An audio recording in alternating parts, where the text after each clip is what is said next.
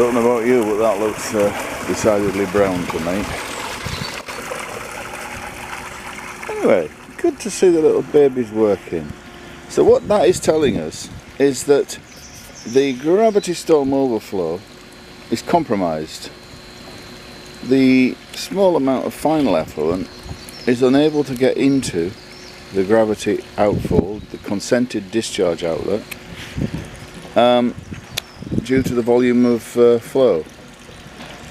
I would almost guarantee that the wet well is what they call high, and that it is storming to the ditch.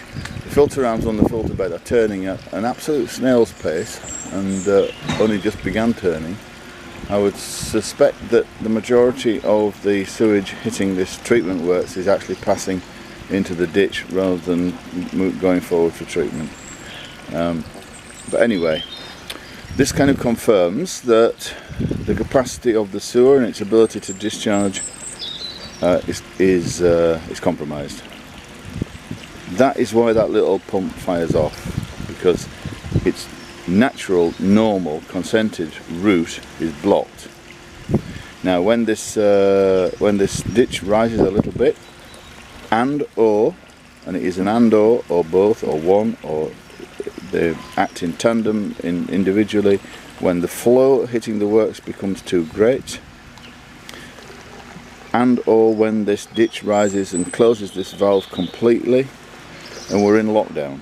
And at that point, without the over pumping mechanism,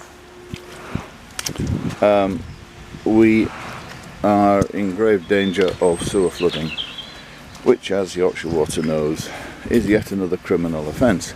I'll just point out this little contraption here. My understanding, and I'll try and confirm this morning, certainly we know what a solar panel is, and that's to provide power. They're very ecologically friendly. Basically, haven't run a power cable to it. Inside that box, I believe, is a time-lapse camera, which is taking a photograph, I don't know how often or whether it's even working, of the level of the ditch. I think it should be, if it's wide angled, it should be capturing the whether or not the storm valve, whether the discharge outlet is flowing or not, and whether or not the final effluent pump is operating. Now, if it has just recorded the triggering of the final effluent pump, that has to tell people that the system is at the point of failure, nearing failure. It's not guaranteed, but it's a warning sign that the system is at capacity. The only reason that little pump kicks in is when the system is at or over its capacity. It doesn't do anything except make Yorkshire Water feel better. It doesn't resolve the fact that it doesn't reduce the potential for sewer flooding in any shape or form. But just for those who are for want of a better expression, ignorant of how this thing works, when that little pump fires, as you've just seen it fire, the Brawby sewerage system is on the brink of failure, because this little outlet here is compromised. The volume of flow passing through the works, the volume of flow trying to escape, is too great and will not allow natural discharge.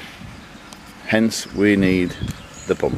But we don't need a pump like this. This is a complete Heath Robinson cock-up affair. It just requires that the system is upgraded so that it can accommodate and function in all weather conditions. It can accommodate the volume of flow, not just pretend that we only have to treat 3 litres a second. No, you have to have a system that's capable of treating the sewage that's coming from the customers. To argue otherwise is a load of cobblers. Yeah, but there, in that field, in the corner of that field, which belongs to Mr. Tim Easterby, it's Brawby Park, it's a beautiful environment, there is the location that Mr. Easterby has said you can put your new package plant, like you've got at Crome, like you've got at Howsham, like you've got at Appletree Wick. not continue to bodge up a 1956 system. It's just a laughing stock, frankly, and as one young gentleman said the other day, shameful. Yeah, it's just shameful. There you go.